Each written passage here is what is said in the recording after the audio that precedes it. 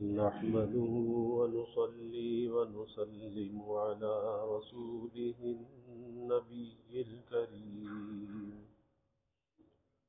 وعلى آله وأصحابه أجمعين.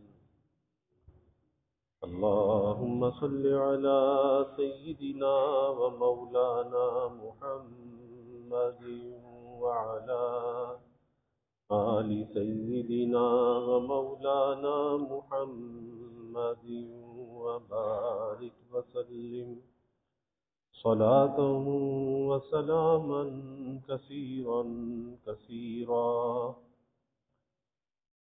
توفیق الہی اپنے مرشد پاک کی برکت سے عشاء کی اس نشست میں فضائل ایمان کا درس چل رہا ہے. اللہ تعالیٰ اس درس کی برکت سے ہمارے ایمان کی حفاظت فرمائے اور موت تک قبر تک اللہ ہمارے ایمان کو سلامت رکھے. ایمان کی حفاظت کے ذرائع پر بات چل رہی ہے.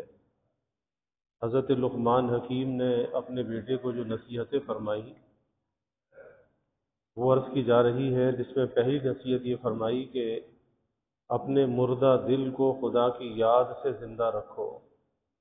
دلوں کی جو حیات ہے، دلوں کی جو زندگی ہے، وہ اللہ کی یاد ہے، اللہ کا ذکر ہے.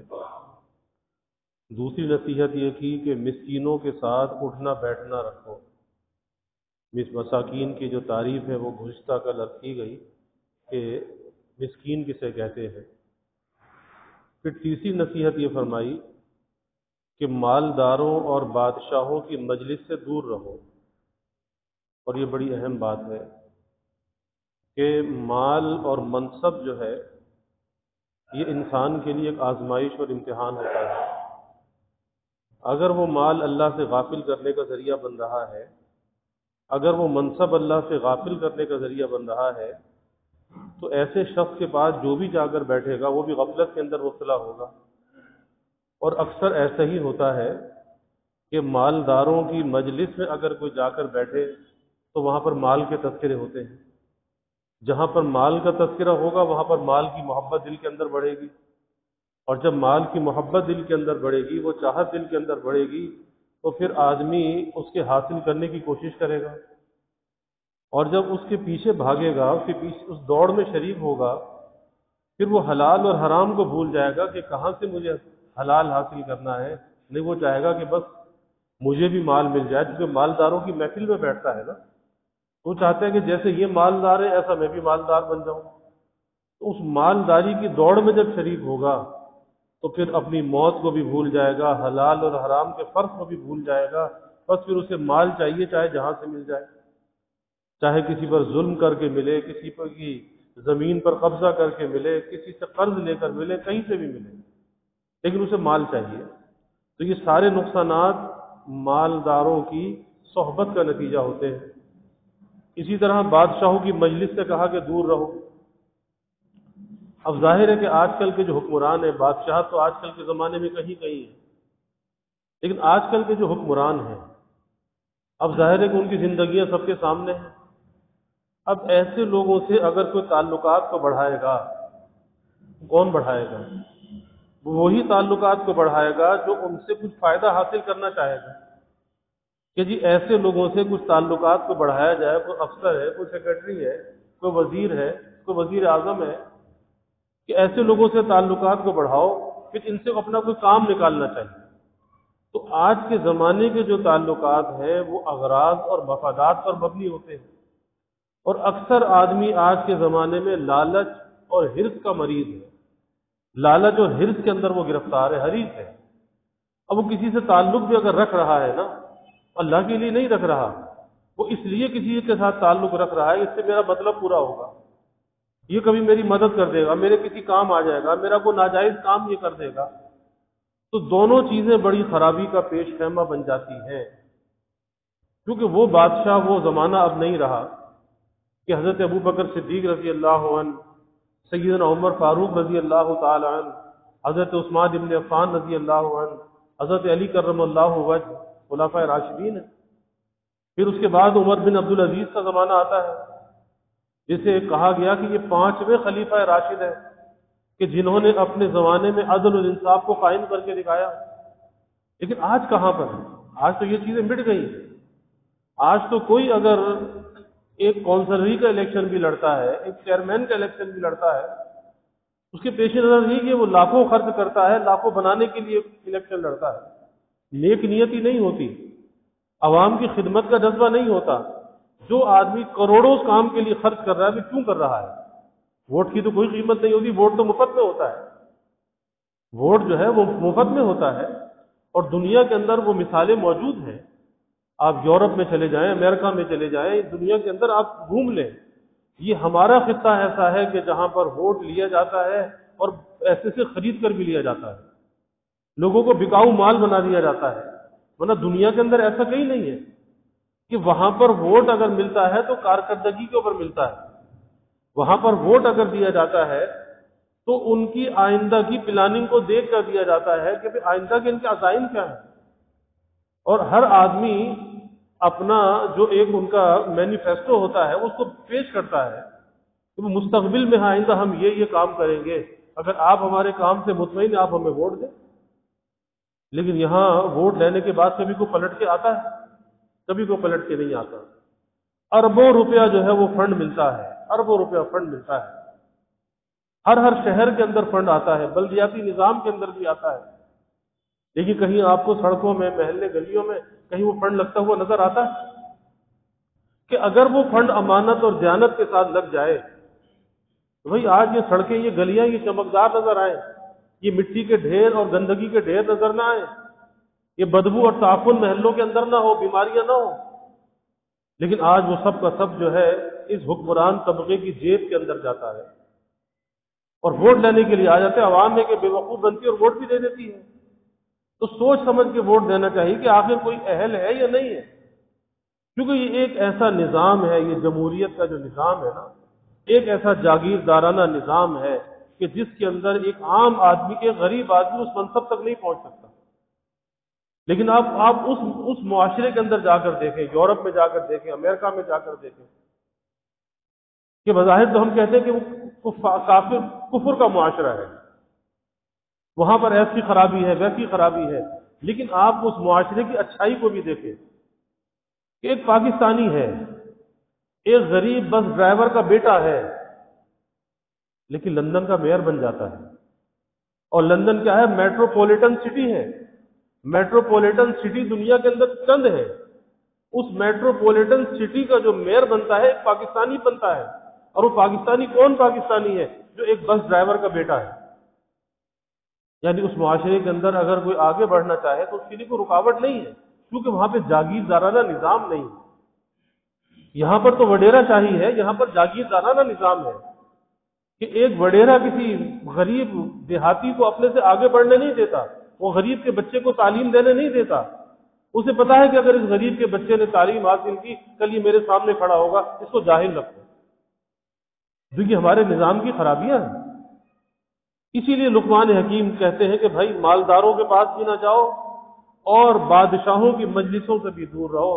یعنی جو دنیا کے منصب رکھنے والے ہیں، اور یہ تو پتہ نہیں کتنے سو سال پہلے کی یہ باتیں کر رہے ہیں، کئی ہزار سال پہلے کی باتیں ہیں. اور آج کا زمانہ تو فساد کا زمانہ ہے. اس زمانے میں خیر بہت کم ہے، یعنی لوگوں کے اندر خیر بہت کم ہے کہ کسی آدمی سے خیر کی توقع کرنا یہ بہت ہی مفقود ہوتا چلا جا رہا ہے کہ ہر آدمی کسی نہ کسی کام میں اپنی غرض اور اپنا مفاد ضرور رکھتا ہے. اسی لیے حدیث میں آتا ہے کہ دنیا کے معاملے میں ہمیشہ اپنے سے نیچے والوں کو دیکھو، دنیا کے معاملے میں، اور دین کے معاملے میں اپنے سے اوپر والوں کو دیکھو. جب دنیا کے معاملے میں اپنے سے نیچے والوں کو دیکھو گے تو حرص و ہوس پیدا نہیں ہوگی. جو کچھ اپنے پاس ہوگا نا اس سے شکر کی توفیق ملے گی کہ چلو بھائی میرے پاس تو موٹر سائیکل ہے، کسی اس کے پاس تو پڑوسی کے پاس تو سائیکل بھی نہیں ہے. تو نیچے والے کو دیکھنے سے شکر کی توفیق ملے گی. اور اگر اپنے سے اوپر والے کو دیکھے گا تو کیا ہوگا؟ دیکھا میرے پاس تو کچھ بھی نہیں ہے. اچھی سے اچھی نعمت ہوگی جو اس کے لیے اللہ نے بہترین اس کو نعمت عطا کی ہوگی، اس کے حسب حال ہوگی، اس کے لیے مفید ہوگی کیونکہ اللہ نے دی ہے نا. لیکن جب اپنے سے اوپر والے کو دیکھے گا کہہ رہا ہے میرا مکان تو کچھ بھی نہیں ہے, اس کا مکان تو ذرا دیکھو کیسا ہے, اس کے مکان میں فرنیچر تو دیکھو ذرا کیسا ہے, اس کا کھانا پینا کیسا ہے, اس کی کراکری کیسی ہے, اس کا لباس کیسا ہے, اس کے پاس تو بڑی شاندار گاڑی ہے, میرے پاس تو کچھ بھی نہیں ہے. تو جب اپنے سے اوپر والے کو دیکھے گا تو ہمیشہ ناشکری کے اندر مبتلا رہے گا, اور ناشکری کی پاداش کے اندر یاد رکھیے کہ جو ناشکری کے اندر مبتلا ہوگا اس ناشکری کی پاداش میں کبھی ترقی نہیں کر سکتا, کیونکہ ترقی تو شکر کے راستے سے ملتی ہے. اللہ کا وعدہ ہے لئن شکرتم لأزیدنکم, کہ میری نعمتوں پہ شکر کرو تو تمہاری نعمتوں کو بڑھا دوں گا. اور یہ کیا کر رہا ہے؟ یہ ناشکری کر رہا ہے کہ اللہ کی نعمت اسے نظر ہی نہیں آتی, یہ اللہ کی نعمتوں پہ شکر گزار نہیں ہوتا, بلکہ بجائے شکر کے شکوہ اس کے اندر ہوتا ہے کہ بھائی یہ اس کے پاس یہ چیز ہے, میرے پاس یہ چیز کیوں نہیں ہے. تو اللہ کی تقسیم ہے, اللہ نے اس کے لیے مفید سمجھا اس کو دے دیا, تیرے لیے مضر سمجھا تجھے اس مضر چیز سے بچا لیا. تو یہ کیوں نہیں سمجھتا کہ میرے حق میں یہ مضر ہے, اللہ نے مجھے اس سے بچایا ہے.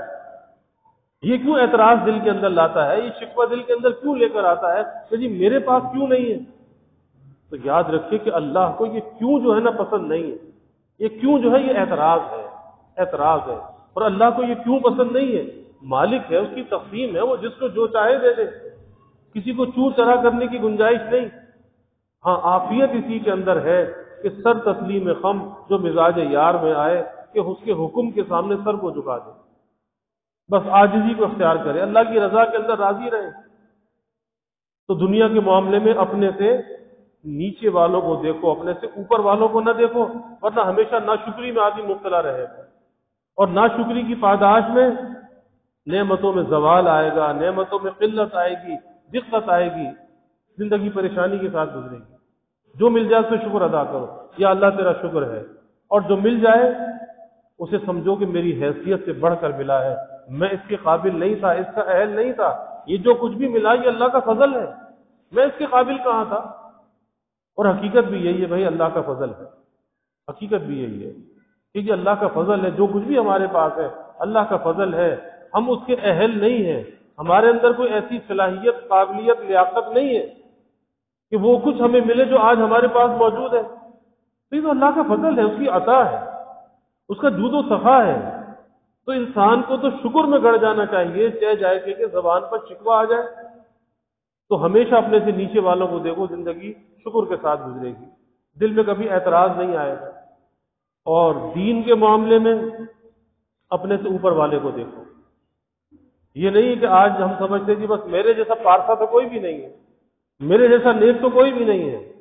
ہر آدمی اپنے بارے میں یہ اعتقاد رکھے ہوئے ہے کہ میری نیکی, میرا تقویٰ بس میرا سب سے زیادہ ہے, اس لیے دوسرے کے ساتھ حقارت کا برتاؤ کرتا ہے, دوسرے کی برائی کرتا ہے, دوسرے سے نفرت کا اظہار کرتا ہے. ارے بھائی یہ کیوں نہیں سوچتا کہ میں اللہ کی مخلوق میں سب سے کمتر ہوں اور دوسرے مجھ سے اچھے ہیں, اور کیا میری دینداری. بڑے بڑے اللہ کے نیک بندے پڑے ہوئے ہیں, آج بھی ایسے ایسے اللہ کے بندے موجود ہیں جو ساری ساری رات اللہ کے سامنے کھڑے رہتے ہیں. آج بھی ایسے اللہ کے بندے موجود ہیں, اللہ کی بندیاں ایسی موجود ہیں جو ایک کے قرآن مجید کی تلاوت یومیہ کر لیتے ہیں. اب اندازہ لگائیں ان کی نیکیوں کا کوئی شمار ہوگا کہ جو ایک کے قرآن مجید یومیہ تلاوت کر لیتے ہو, ان کی نیکیاں کتنی ہوں گی. تو اس لیے دینداری کے معاملے میں, دین کے معاملے میں اپنے سے اوپر والے کو دیکھو. کسی بڑائی کے اندر انسان پھر مبتلا نہیں ہوتا, میں کیا, میری دینداری کیا, بھائی بڑے بڑے دیندار لوگ پڑے ہوئے ہیں. تو آدمی عجب سے, خود پسندی سے بچ جاتا ہے. اور یہ وہ باتیں ہیں جو ہمیں اللہ کے حبیب صلی اللہ علیہ وسلم نے بطور تریاق کے دیے ہیں, یہ بطور علاج کے دیے ہیں, بطور دوا کے دیے ہیں. کیونکہ انسان کے نفس کے اندر خرابی پیدا ہوتی ہے, انسان کے نفس میں کہیں دعویٰ آتا ہے, کہیں بڑائی آتی ہے, کہیں اپنے کو سب کچھ سمجھنے لگتا ہے, کہیں دوسرے کی مالداری کو دیکھ کر اس مالداری کے پیچھے دوڑنے لگتا ہے, پھر وہ غریب سے نفرت کرنے لگتا ہے, مالداروں سے محبت کرنے لگتا ہے, غریب کے پاس اٹھنا بیٹھنا اسے برا لگتا ہے. تو یہ علامت کس بات کی ہے؟ علامت اس بات کی ہے کہ بھائی یہ کسی شامت اعمال کے اندر یہ گرفتار ہے. آپ دیکھ رہے ہیں نا, بعض مالدار ایسے ہوتے ہیں کہ غریب رشتہ دار کوئی بیمار ہو جائے، کوئی پریشان حال ہے، کسی تکلیف میں مبتلا ہے، حاجت مند ہے، لیکن غریب کے پاس چل کے نہیں جاتے، اس غریب کی بیچارے کی مدد نہیں کرتے۔ اگر کوئی شادی بیاہ کی تقریب ہو جائے تو مالداروں کو تو بلاتے ہیں، لیکن غریب رشتہ دار کو نہیں بلاتے۔ اور حدیث میں آتا ہے کہ ایسا کھانا، کہ ایسے ولیمے کا کھانا، ایسی دعوت کا کھانا، اسے شر الطعام فرمایا اللہ کے حبیب صلی اللہ علیہ وسلم نے، کہ یہ کھانا بدترین کھانا ہے کہ جس میں امراء کو تو بلایا جائے، غرباء کو نہ بلایا جائے۔ اور آج ایسے ہی ہوتا ہے کہ غریب کو بلانا اپنی توہین سمجھی جاتی ہے، کہ بھئی فلاں کو بلائیں گے، پتہ نہیں کس حال میں آئے گا، پتہ نہیں میلا کچیلا آئے گا، تو آئے گا تو کیا ہوا بھئی، وہ جس حیثیت کا ہے اسی حیثیت میں تو آئے گا، آپ کی طرح وہ شاہی لباس تو پہن کر نہیں آ سکتا۔ تو جیسا اللہ نے بنایا، جس حال میں اس کو رکھا، وہ اسی حال میں آئے گا۔ آپ کو اعتراض کا کیا حق پہنچتا ہے؟ آپ اس کو کمتر سمجھنے کا کیا حق پہنچتا ہے؟ لیکن وہی بات کہ لوگوں کے ذہن میں بڑائی اس درجے کی آ جاتی ہے کہ پھر وہ غریب لوگوں سے اپنے آپ کو بچاتے ہیں اور غریب لوگوں سے فاصلہ کر لیتے ہیں۔ اور پھر جو اگر کوئی جس کو نئی نئی دولت ملی ہو، تو کہتے ہیں نو دولتیا، نئی نئی دولت ملی ہے، تو اور زیادہ اس کی مثال ایسی ہوتی ہے جیسے کریلا اور نیم چڑھا، اس کی مثال پھر ایسی ہو جاتی ہے کہ وہ اور زیادہ غریب کی توہین کرنے لگتا ہے، اور پھر وہ کہتا ہے کہ اپنے آپ کو یہ سمجھتا ہے، اپنے ماضی کو وہ چھپاتا ہے، اور سمجھتا ہے، لوگوں کے سامنے ظاہر کرتا ہے کہ ہمیشہ خاندانی طور پر میں ایسا چلا آ رہا ہوں، خاندانی طور پہ ایسے چلا آ رہا ہوں۔ اور یہ سخت آزمائش ہوتی ہے۔ حدیث شریف میں واقعہ آتا ہے نا کہ 3 شخص تھے، تو اللہ نے ان کا امتحان لیا تینوں کا۔ ایک شخص جو تھا وہ آنکھوں سے اندھا تھا، اور ایک شخص جو تھا وہ گنجا تھا،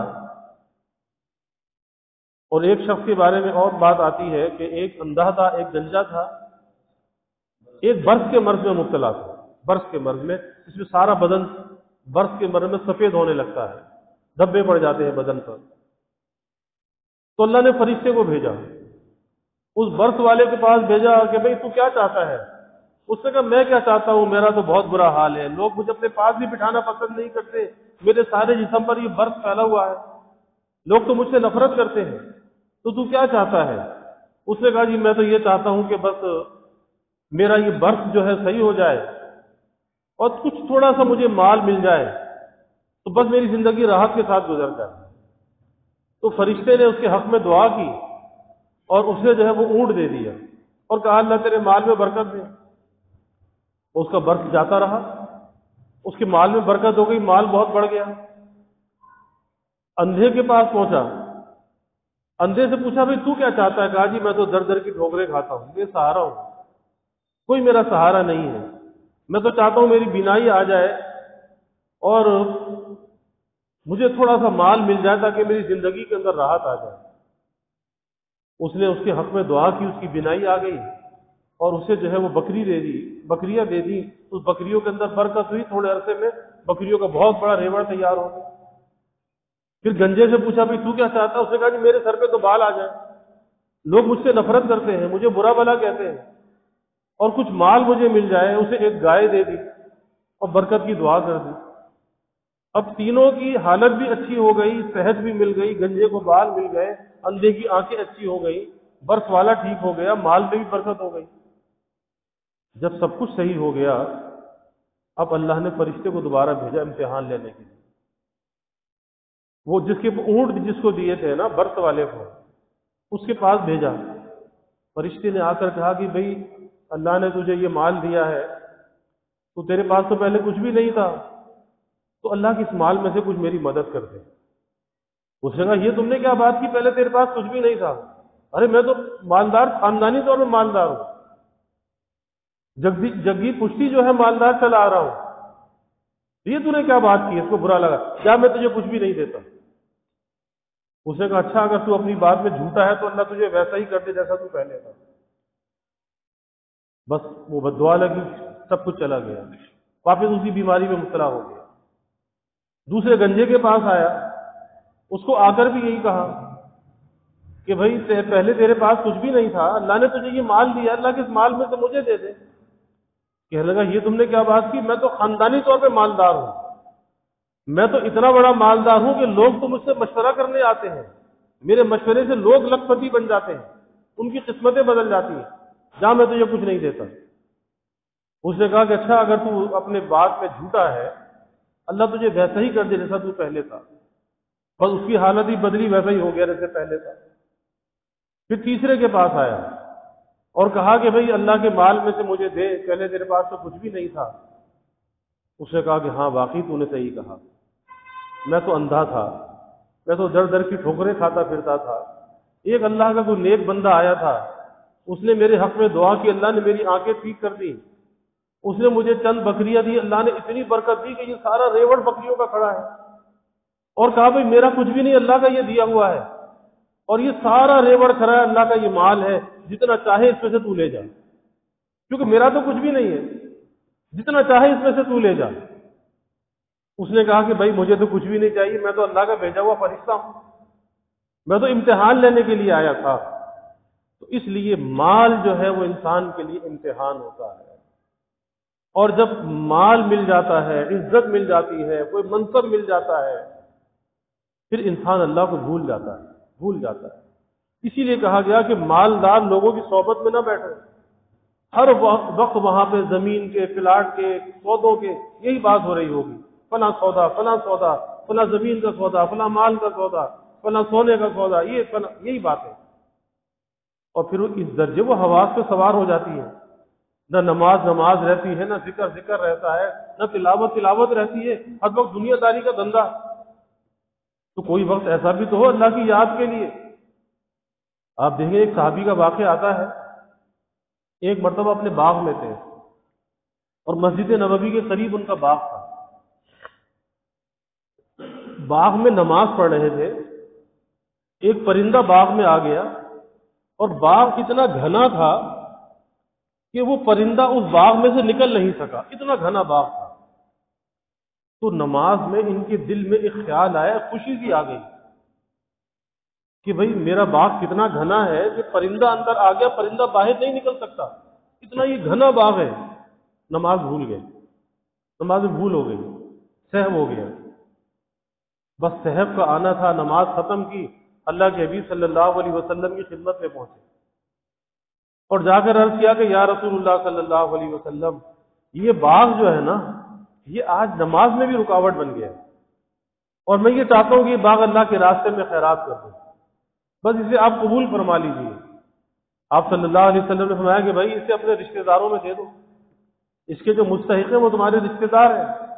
تو اب اندازہ لگائی، ایک وہ صحابہ تھے کہ اگر نماز میں دھیان مال کی طرف چلا گیا، آپ نے کسی سامان کی طرف چلا گیا، اس سے بھی پیچھا چھوڑا لیتے تھے۔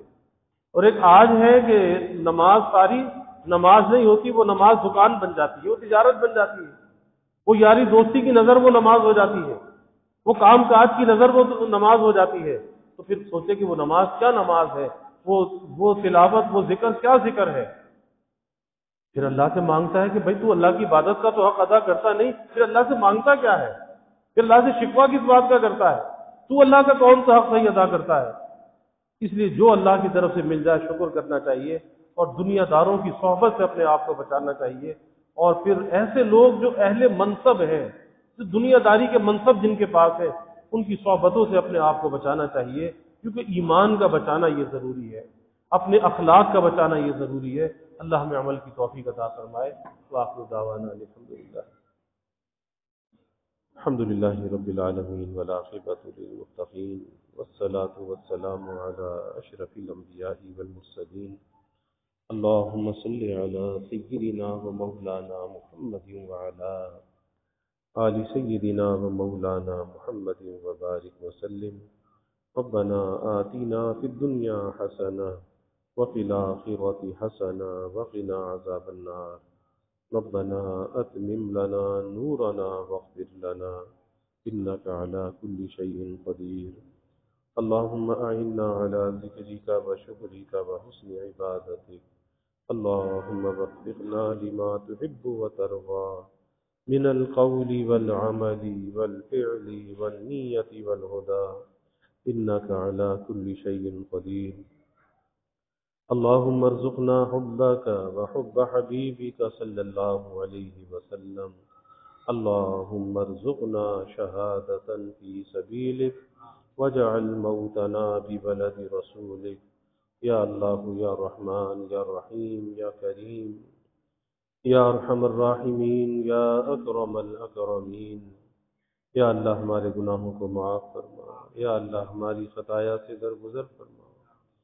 یا اللہ اپنی محبت معرفت عطا فرما. اپنی رضا والی زندگی یا اللہ نصیب فرما. رضا والے کاموں کی یا اللہ توفیق عطا فرما. اپنی مرضیات پہ چلنا آسان فرما. نامرضیات سے ہماری حفاظت فرما. ظاہری باطنی یا اللہ ہر قسمی ترقیات عطا فرما. اپنی یاد سے اپنے ذکر سے انس عطا فرما. اپنی یاد سے ذکروں کو دلوں کو آباد فرما. یا اللہ ذکر کے انوار سے قلوب کو منور فرما، مزین فرما، مجلہ اور مزکہ فرما. یا اللہ مساکین سے محبت کرنے والا بنا. یا اللہ دنیا داروں کی صحبت سے ہماری حفاظت فرما. فکر آخرت کو دلوں میں پیدا فرما. اپنی آخرت کی تیاری کا اہتمام کرنے والا بنا. اعمال آخرت کا اہتمام کرنے والا بنا. یا اللہ ظاہری باطنی ہر قسمی ترقیات عطا فرما. سب کے دلوں کے نیک ارادوں کو تمناؤں کو یا اللہ غیب پورا فرما. سب کی حاجات کو پورا فرما. پریشانیوں کو دور فرما. بیماریوں سے یا اللہ حفاظت فرما. ہر ناگہانی بلا اور مصیبت سے یا اللہ حفاظت فرما. زمینی آسمانی آفات سے یا اللہ حفاظت فرما. موذی امراض سے یا اللہ حفاظت فرما. یا اللہ سب کے علم میں، عمل میں، رزق میں خوب خیر و برکت فرما.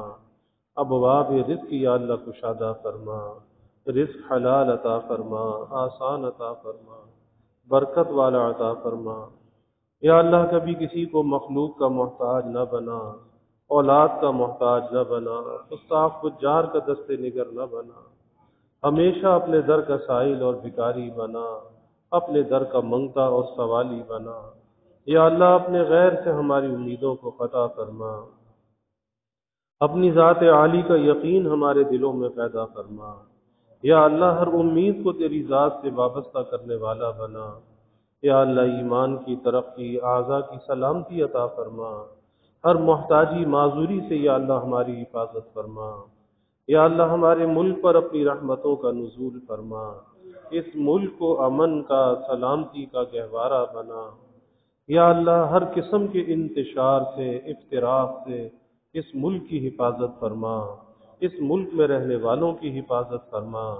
یا اللہ جو اس ملک میں انتشار اور افتراق پھیلانا چاہے، یا اللہ جو شر پسندی کرنے والے، جلاؤ گھیراؤ کرنے والے، یا اللہ لوگوں کے جان مال املاک کو نقصان پہنچانے والے، یا اللہ ان کی سرپرستی کرنے والے، کہ اللہ سے لوگوں کو تباہ و برباد فرما. نشان عبرت بنا، کیفر کردار تک پہنچا. ایسوں کے وجود سے یا اللہ اس ملک کو پاک فرما. تا قیام قیامت یا اللہ اس ملک کی حفاظت فرما. اس ملک میں معاشی، معاشرتی، اخلاقی اور سیاسی یا اللہ استحکام عطا فرما. یا اللہ مہنگائی کے، گرانی کے عذاب سے نجات عطا فرما. سب کے گزر بسر کو آسان فرما.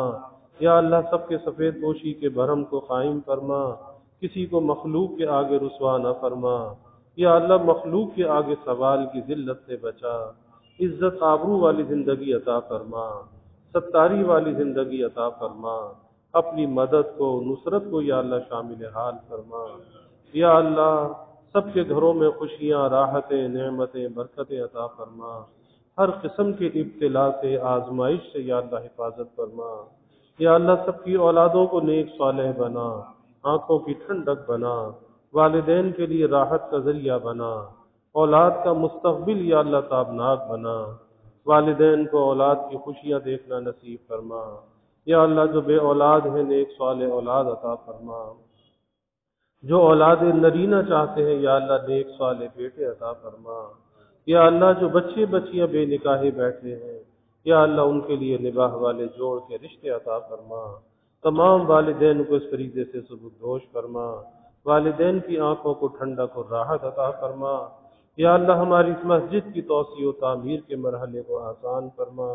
دار القرآن کا قیام آسان فرما، یا اللہ اسے مرکز ہدایت بنا، یہاں سے قرآن کے دین کے فیضان کو سارے عالم میں جاری و ساری فرما، یا اللہ اس کی ہر ضرورت کو از غیب پورا فرما، اس کی ادائیگی کا یا اللہ غیب سے انتظام فرما، یا اللہ اس کے مغربی سمت کے مکانات کا حصول بھی آسان فرما، اپنی غیبی مدد اور نصرت کو یا اللہ شامل حال فرما، اپنے مخلص بندوں کے قلوب کو یا اللہ متوجہ فرما، یا اللہ جو بھی اس کے معاونین ہیں، خادمین ہیں، تعاون کرنے والے، خدمت کرنے والے، یا اللہ انہیں دنیا آخرت میں بہترین جزا عطا فرما، ان کی نسلوں کو بھی یا اللہ آباد فرما، یا اللہ کراچی اور ہمارے علاقوں میں جو سمندری طوفان ہے، اے اللہ اس سے ہماری آبادیوں کی حفاظت فرما، ہر قسم کے نقصانات سے حفاظت فرما، یا اللہ ہم کمزور ہیں، ضعیف ہیں، ہر قسم کی آزمائش اور امتحان سے،